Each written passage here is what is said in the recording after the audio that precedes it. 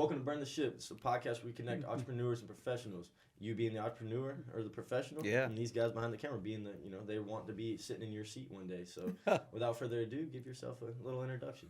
My name is Oscar Velez. My sister and I co-own Three Brothers Painting. We are second generation owners in the business. Our father started it back in 91. During that time, there was an explosion in new construction here in Atlanta, so that's essentially how we started. My pops used to work under somebody else's, team. Mm-hmm. And when that contract got expired, the builder at the time, John Wheeland, was like, we don't want to work with that guy anymore, but we want to keep working with you. So what's the name of your company? And my dad turned to Three Brothers Painting, and then lo and behold, I always was told that story as like a colloquial, story or what have you, until about 2 years ago, I was meeting with somebody during an exterior bid, and he goes, I've known your company since its inception. I used to be the day-to-day project manager for John Whelan, and I was there when that other guy got fired. And your dad, and I was like, oh my gosh, that's real. And he goes, yeah, that's a real story. I was there. I was like, oh my gosh, dude, that's so great. I've always been telling that story again, just kind of as like the lore of the company, but no, it really happened that way. So it was really cool. So. Back then, new construction was huge, and that was kind of where they were focusing on for a while. And it slowly, mid-90s going into the early 2000s and mid-2000s, they were doing, because I wasn't super involved in it at the time, I was still in school. But Three Brothers at its inception was doing a lot of new construction, slowly phasing into the residential side, working directly with the homeowner. And all that to say that was really handy about 2008, when all of that construction just basically imploded. But I'm getting a halt to it. Absolutely. So at that point, we only had like maybe 2 builders that we were working with and 4 properties at max to close out. We're like, okay, well, this couldn't have happened at a better time for us. But what ended up happening at that time was that all of the guys that were doing new construction painting went into the residential market, of course. So we were able to survive that. And I was also the year that I got married. So it was like this insane, like, oh my gosh, like, life is working out this way and then it's imploding over on this side. But like, we got to figure it out, Exactly. My pop's into him because we're still very heavily involved in the business around the time, and just kind of as time progressed, I started doing more and more of like the day-to-day sales, and not so much the management, just because back office, back of the house kind of stuff. My sister that's what she excels at, the scheduling, customer, intake, that kind of stuff. Absolutely. That's what the office is there for. Absolutely. But I very quickly, I was telling you a little bit before the cameras were rolling. The way that I started in Three Brothers Painting was, being a musician. I wanted a decent guitar when I was 13 years old because, of course, teenager, I got one everything, right? So my pop sent me out there. He said, you gotta, I know, right? Listen, am I wearing sleeves today? Yep, I am, I'm joking, but seriously, I'm still kind of a punk rock kid at heart, And so I went out and earned half of it. I was 13 years old out in construction sites, don't tell OSHA or what have you. The 90s were a weird time, but doing all sorts of new construction, puttying, caulking holes, like a million of them a day. And then essentially just kind of learning at the very bottom of the business, going out during the summers. After I graduated high school, I was still kind of wanted to be a musician. I was touring for a while, so I didn't spend too much time in the paint, actually, but, the times that I was home, is how I made my money. It was like, okay, definitely. We got to save enough to go hit the road again. Absolutely. And while I was touring, of course, playing music and whatnot, but I found out that I'm really, really good at selling merch too. So they would put me in like, oh, you're not driving overnight. You got to be rested to sell these shirts, sell the CDs or whatever. Kids CDs were these things that you used to pop in back in the day. And so I found out that like I'm really good at talking to people, and it's just fun. Yeah, You it know. is. And so when I came back home and kind of really started kind of buckle down, I was like, all right, the rock star thing's not gonna happen. You know, as much fun as it is, I'm making $2 a day. It's a side $2 a gig. day. Yeah. You know, essentially. So. We started really kind of buckling down on, okay, what's my career going to be, and I found out, I'm so much better at actually being on the front side of things. Right. Instead of going out and painting a room. I could paint a room, but it's going Yeah. to take me 3 times longer than it should. Right. Just because I'm not in practice of it, Are you one of those people that can walk in somewhere and see it Oh, before? 100%. You Like are? literally as we Like, were if we this were was all walking bare in bones, here, you could put something together that would... brother, I was like calculating stuff as I was walking up. I can't turn it off. Friends of mine are like, when you go on vacation, do you see paint stuff everywhere? I'm like, Yes. You a little OCD? yes, maybe? a little bit, to that probably. niche, to that specific Maybe niche, a just 'cause little you've done it bit. for so long? Maybe a little bit. I do remember specifically about 10, 11 years ago being on a boardwalk in Florida. I mean, like, okay, I would use the Deck Revive, coating here. Yeah. I'm sure they use durations here because of the sea salt and everything. Right, yeah. It's just little things that pop up for no reason. That's awesome. You know. And you said one thing that kind of intrigued me to this. So you working from kind of the ground up in your company. Mm-hmm. Granted, your parents may have owned it, but Sure. that's besides the point. You have an appreciation for what you guys do now that you're in the. You have a better 1,000%. now because you've been in the grunt Absolutely. work to the middle So I'm going work, to tell you a quick and now story you're from about that. So, I made it my claim to fame that, I hadn't picked up a brush in 13 years, because again, I'm on the back side of things. This is what I do is I go out and I tell people like what they need. And then I've had people ask me, are you going to be out here painting? And my go-to joke is always, if you see me out here with a paintbrush, we are both in trouble. Yeah. Something went catastrophically wrong if I am out here painting. I'm going to Right. send you a team that is very well equipped to do this. Kind of tail end of COVID, everybody had a project that's some sort of, home improvement thing. We were too busy doing other people, so I hadn't done anything at home. But it was time for a refresh, and my Right. wife and I started just doing our dining room, right? Okay. We did one coat on the walls, one coat on the trim. About 13 hours later, I was like, I'm not charging enough for this. Yeah. But essentially it was like, okay, I can do it and I can do it well, but Right. it just takes me too long. Exactly. Because I'm not in practice of it. I know my skill set. We have, certain people that do certain things in our business Yeah. because we know what their skill set is. And that's that's the way to do it. I just did, for instance, to throw some numbers at you, we were able to, just this last week, we did how many calls came in versus how many of those turned into jobs, right? Yeah, absolutely. 63% close rate. That's Which brother. for me, I was like, it was surprising because whenever people would ask me like, oh, how many of those jobs do you usually get? I was like, oh, I get like 40, at least half, Yeah. kind of being like, The we got a egotistical- confident. the It's like, egotistical oh, number, bro, yeah. I get 40 at least, and when the numbers came in, I was like 60. I was like, There's oh, no way. oh, Yeah. Yeah, that means you got a good reputation, a good back end, and that means we've got 32 years, about to be 33 years, and I like to tell people, we're doing something right.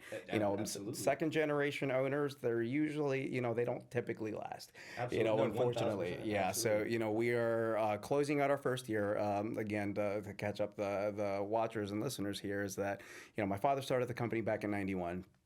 32 years, he was the owner, even though the last 15-ish years, Cindy, my sister, and I have basically been more or less involved with the day-to-day Morphed into running. the Exactly. day-to-day So we were doing, He's the been management. training.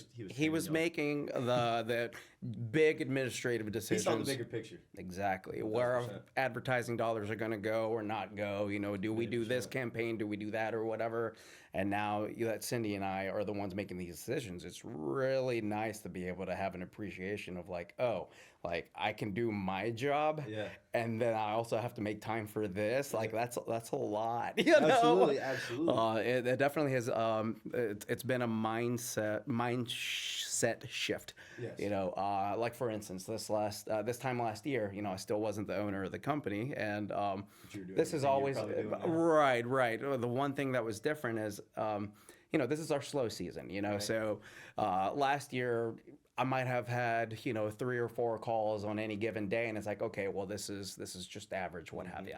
This year it's the exact same thing, and I'm like, we need to pump these numbers up, Yeah, you know, or whatever, yeah. because I'm looking at it from an owner standpoint and not like, oh, well, this is just the way things are. I'm like, no, we can do better. We can maximize this or what have you. That's how our Monday meeting, we have one from 8 to 10 every Monday, and it's just pretty much kind of, you know, seeing where we're at, acknowledging what we've done. You know, Very cool. I'm in the sales world, so I appreciate what you're, with the side that you've been in for a while. You know, I very, very much do appreciate that, because that's all I do is talk to people. You know? That is the biggest thing in our business is network. So we're a merchant service company. We help business to be B2B, you know, in that world, and that's what we do. So we're always with people. We host a networking event quarterly. You guys will definitely be invited. Oh, very cool. Yeah, because I do a ton of those actually. 120 small businesses there every time. It's called the event. Okay. So well, I do so much networking, man. I mean, my wife and I, we've been going to in Woodstock. There's young professionals of Woodstock that we have been going to. You know, for about 6 years, you know, mostly on, so a little bit off. I used to do Power Core back in the day. Yeah, same thing. That was actually my first networking thing that I did, but when I was 25, you know, and you know, so I was going in with people that were a lot more established in their careers, you know, people that are now my age. Did you have imposter syndrome when you first started? Bro, I had imposter syndrome when I woke up this morning. You know, it's just exactly. 1,000%, man. Yeah, I'd be going in and being like, oh, this guy's 40, he's the owner of a business, he owns 3, you know, buildings or whatever, and I'm 25. I made like 30 grand last year, you know. Exactly. And like I remember one time doing my my 1 minute, you know, at the table, and then being like, and if you need anything, call me back. Bye. As I sat down, because it just like I just felt like I was leaving a voicemail, you know, like that one thing. It was a good place to like dip my toes into the networking thing. I'm now more into like, okay, let's go to groups where we just meet people. 100%. And it's not like, hey, you have to have a referral, you have to have a coffee, because I have enough things going on that it's super stressful to be like, I didn't bring something to the table. Right, Whereas, you know, some of the groups that I go to nowadays, you know, you might take like a month or 2 before you even, you know, really have an in-depth conversation with somebody. Absolutely. But then it's like, okay, we're not just doing like the, oh, what's business like? It's like, oh, so your children, are they okay? Or what? Like, is his grades coming up or what have you, because you actually have conversations with people, you know. They know your life and you know theirs. Absolutely. And it's all part of just being a part of a larger community, you know. Like one of the things that my wife and I are, we do, you know, so absolutely. I just had somebody ask me today, like, who do you know that does flooring? I'm like, I've got like 3 of them. You know? Which one do you want? Yeah, absolutely, you know, and some of them have territories or what have you, but you know, it's also about not only doing what you are able to do, like I was saying earlier, specificity is what we focus on. We don't do remodeling. We're not going to do flooring. We're not going to, I had somebody ask me today if we do drop ceiling install. I said, no. It's not paint adjacent, but I can get you somebody. But I can get you somebody, you know, because we stick to what we're good at. That doesn't mean that, like I just said, I know somebody. I still want to be a resource for my clients. Right, exactly. You know, and that's one of the reasons why we do so much of the networking. 100%. We go to these groups and just, you know, intermesh with other industries. And even like I don't have a need for an attorney other than, you know, my operating agreement and you know, stuff like that. But you know, you never know when one of your clients might need something and be like, oh, I have a guy across the street from my office, you know, that can help you with, you know, this will or what have you. You know, it's just a matter of being part of like the business community, because again, that bleeds into, okay, we're actually friends with these people, right? You know, and then, you know, you're walking downtown, like you know, we spent a fair amount of time in downtown Woodstock, and it's like you can't hit, you know, you keep bumping into people that you know, which is great. It's fantastic. Always, everybody there knows each other. You know, it's great. Some type of interconnected community for sure. I love it. You know, it's one of the reasons why, you know, I always joke about being a homer. I was like, I grew up in Woodstock. I'm in my own neighborhood where I moved to when I was 16. You know, I'm in my 3rd house in there, but like I grew up in it. I know the area, and you know, we have built such deep roots in Woodstock that it just. Why would we go anywhere else? Right. You know, that said, we go everywhere else for business. You know, I go as far north as like Dawsonville and as far south as like Midtown, Buckhead area. We've gone as far east as like Conyers, but it just doesn't make sense. I've even had clients over there that I'll make the drive on a Saturday. It takes an hour and 20 minutes. And I'm like, all right, I'll prepare your quote. This is what it should cost. But this is what it's. But that's not what it's going to cost if we do it, you know, because we're going to have to add the trip charge. Yeah. And it's like, this is what you're looking for your local people, you know. People can appreciate that transparency though. You know, I'm never going to get that job. And in fact, this was about 5 years ago and I know I didn't get that job, but you know, listen, I was like, all right, that was 3 hours, you know, but it was 3 hours to see if Conyers would make sense. Absolutely. I picked it on a Saturday. Yeah, what's our cutoff? Oh, it's Conyers. Yeah, exactly. What about West? What would be your cutoff like West? It's like down 20. You guys do any work down 20? We go down 20 for sure. Probably about Douglasville. Douglasville's still a little too far for us. Yeah. So that's what I'm born and raised off. Yeah, we don't hit up west too far often, to be honest with you. You know, as far as like, again, we'll go to like Stone Mountain, which kind of like our cutoff point. Okay. At a certain point, we just have to start charging more, which isn't really fair. It's just not. Absolutely. You know, I do have some larger projects up in like Dahlonega. You know, I have one neighborhood up there that's all, you know, retired executives, for lack of a better term. So you guys more on that side now. What do you? I know this is the time of year where you're inside painting. You're not outside doing. Well, you would think that, but actually, paint cures down to 35 degrees. Really? So as long as it's 40-ish, and we start giving the temperature or the paint time to start curing. So let's say we start leaving at about 4:30 or so that paint starts curing and drying before it gets below those 35-degree thresholds. We can extend our painting season. So I've got an apartment complex going off of Roswell Road right now, all exterior, and you know my guys are showing up about 10:30 or so while temperatures rise up a little bit. And we got plenty of coatings that will go down to 35 degrees. That's awesome. So, That is good to yeah, no, about a year and change ago, Sherwin-Williams took me out to lunch, and my rep said, "Hey, just to let you know, we put out this new coating that goes down to 25 degrees." And I said, "That's great." Sign me up. No, I told him, "I hope you sell millions of gallons, but I will never buy a gallon of it because I can't do that to my guys." You know, these are more designed for like up north where really there's not a milder milder climate, but down here, we've gotten used to. The painting season being usually if a project might take 5 days, it's going to take 7 along winter.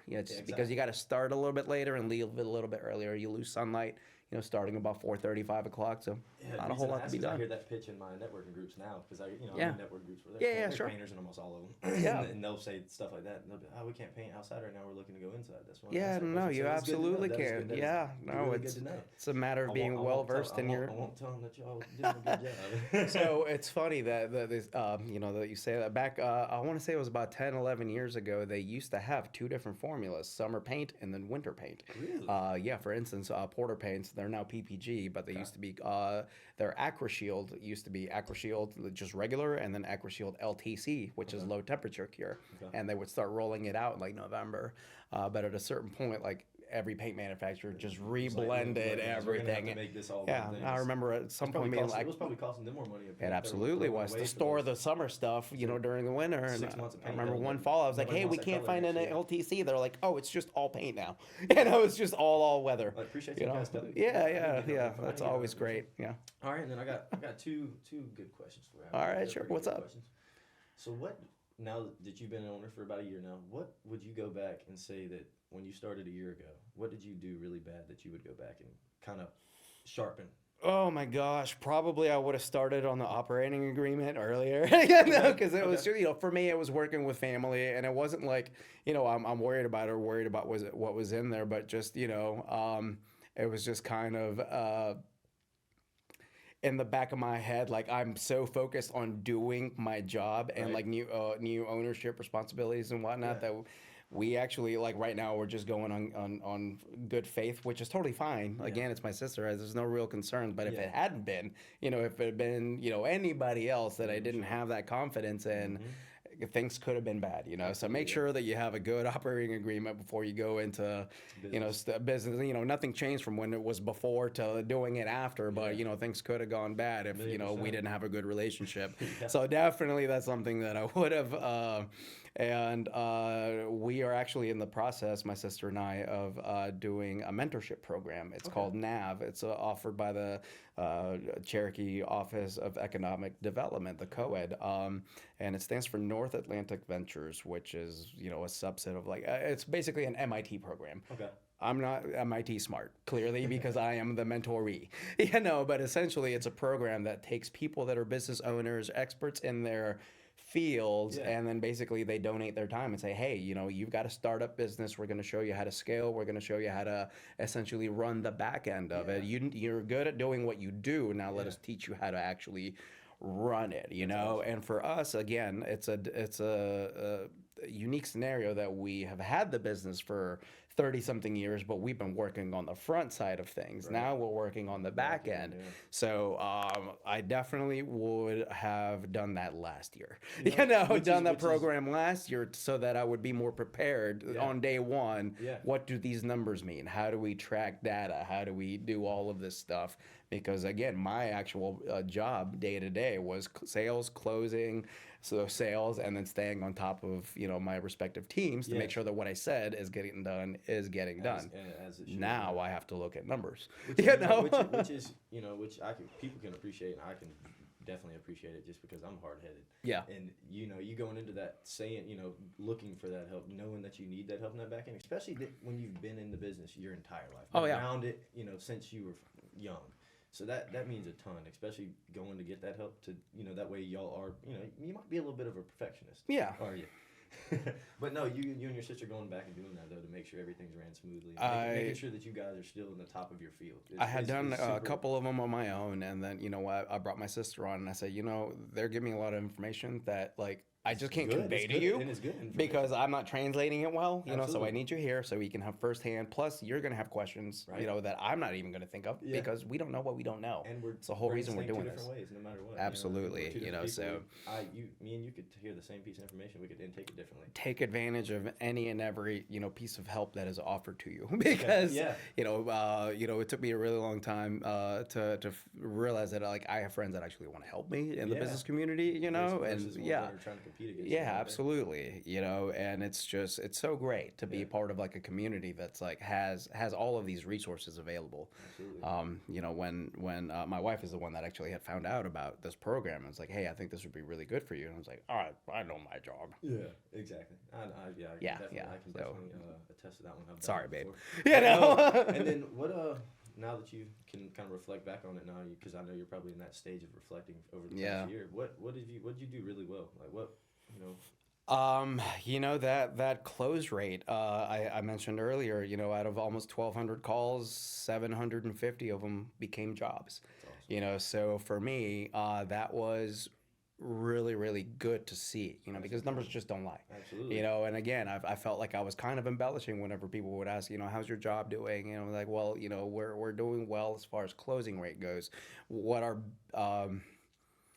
so that's something that I would say I did well. It's just the calls that came in, making sure crushed it. Absolutely, however, it really was 2023. Was a down year compared to the last three. And I think most anybody in the service industry will probably relate to that. Okay. For us, 2021 and 22 were just literally the best. 3 years that we have had as a company. Okay. Nobody was traveling, right?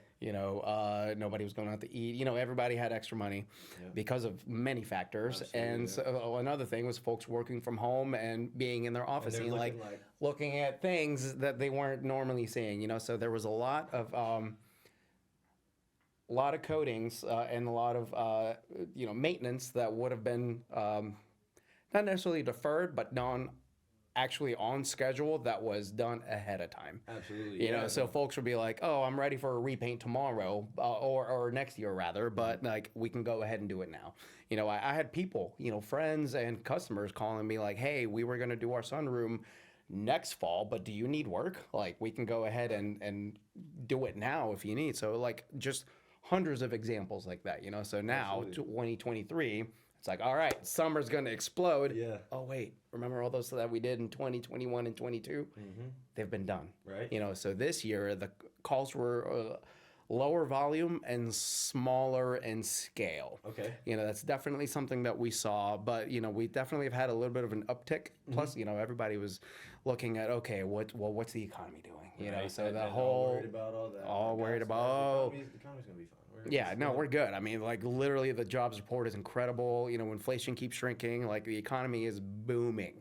Yep. So these early 2023 fears, I think they have proven to be not necessarily unfounded. But the ball's getting broke down a little bit. Yeah. So we're seeing, what actually is going to be happening in the future. Hopefully, 2024 early on, we'll start, kind of getting back to, because, 18 and 19, we were seeing an upward trend. Yeah. And then you Yeah, know, go all the way and up, then back down to here, It's you kinda- know. kinda So similar in our yeah, industry, very similar. yeah, we're hoping that 2024 gets back in trajectory of what 19 should have been. Right. You know, No, absolutely. or what 20 should have been, not Absolutely. the jump that it And was. I believe you guys, especially, I don't know your sister, but I can see the enthusiasm that you have, and Oh, especially if I you're good in love my sales, job, then, man. No, man, then y'all are gonna take off because that That's- shit yeah. matters, man. Because whenever they sit down and see you smiling like that, and they're like, this dude's the owner. Like what? He's yeah. way too happy right now. And then you know what they're gonna do is they see you smile and everything. They're gonna be like, well, we're definitely gonna get a good job. Well, I out of this, appreciate And then that. they go back and look at your work. Yeah, Like, well, good that's work, the work does speak for itself. I always say, our reviews, they're out there for everybody to see, I've and checked. 30 years worth of them, hundreds of them across various sites, and I believe we got a 4.7 on Google. It is a 4.7 four on Google. four. I was gonna say yeah. 4.8, but I'm pretty sure it was 4.7. Yeah, I want to say it's 4.7. Especially when you're not paying for the reviews. It's not great. It's not And then easy. like the worst ones are when you get like that 1 star because like, oh, they have a minimum. I'm like, yeah, we do. Yeah. Sorry, We have to drive there, man. Yeah. That one little touch up's gonna cost us in gas to get there. Absolutely, So yeah. absolutely. And I bring that one up specifically because when we explained it to that woman as she asked, we're like, oh, well, it does, exactly that. It costs us that to send a crew. She's like, oh, I completely understand it. Click 1 star. Yeah, we're see, like, what? in our industry, you look up a payment processor, you look up stars on Google for any payment processor. I can't imagine. Be sub 3.5 stars. You know what? Who's happy with a credit card company? Exactly. Nobody. Who's happy getting charged, a ton of money. Absolutely. No, I get it, man. We're wholesalers, so we get customized. Yeah. I'm not gonna bore you guys to death on credit card processing. But no, and then kind of the last thing I got for you is the illusion burn the ship. You know where it came from? Yeah, we talked about that briefly. So burn the ship, I am familiar with the term of like, going to a new land and being basically like, all right, if we burn the ship, we can't go back. Yeah. You salvage what you can, get the nails, get the whatever, and then just keep moving, moving. How did it feel for you as year 1 to burn the ship? It actually felt pretty good. Yeah. Yeah, the first quarter, definitely was a learning curve. But as the year progressed, I have one of the mentors. He wasn't my mentor, but his name is Jim, and he's been a longtime client. Right. And but also I see him a lot in the community, and every time he sees me, he goes, "How's it feel to sit in the big chair?" And I always joke with him, and I'm like, I don't know, man, And he goes, oh, I'm sure you're crushing it, And then I did see him last week, and again, he asked me, how's it feel to be in the big chair? And I was like, you know what, I think it's pretty good. Yeah, because he would always be like, oh, you're killing it, man, you're killing it. And like, I think the first time that I was able to say like, yeah, I think I'm doing all right. Yeah.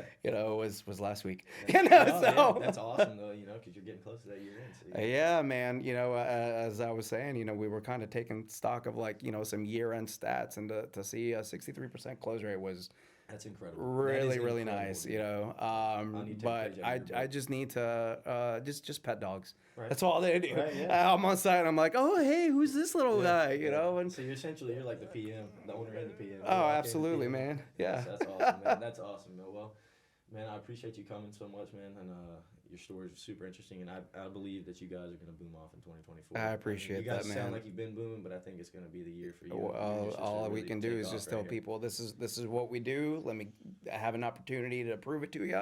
Absolutely. And we have a brick and mortar office. You're always going to find us. Second generation owner. That's something, folks are like, why should I use you instead of, anybody else? I'm like, well, we are family owned, like legitimately. We care Second about what generation. we're doing, We're not going to franchise. Some of these other guys are, they either just buy into the business and be taught how to run a painting business. They don't know the back end of the products. Right. You don't know how to caulk, Exactly. Bro, I cut my teeth on 1,000, trim gaps 20 years ago, 30 years ago, almost actually. Absolutely. So specificity, what we stick to, we know our products, and if I don't know them, I have access to my reps. That's what they're there for. That's awesome, man. I may not always have the answer, but I can find it for you. Absolutely. Tell people where to find you. We will be found at 3brotherspainting.com, and you can also call our office at 770-928-3667. But the best way to get on our calendar for an estimate is to go to that website, and we do have that contact form, and we're actually this week going to implement a chat bot that is going to pop up on our website and be like, oh, hey, we see that you're here. We see you're here. Yeah. And I believe that after a couple of minutes of engagement or after X amount of questions, it's actually going to be transferred to my cell. So I can pick it up right then and there, which is incredible. It's going to be so rad. Customer So service at your 3brotherspainting.com, we strive to do what we say we're going to do. Absolutely. I appreciate you coming. So our tagline is, "Your painters for life." Okay, I got you. Well, burn the ship.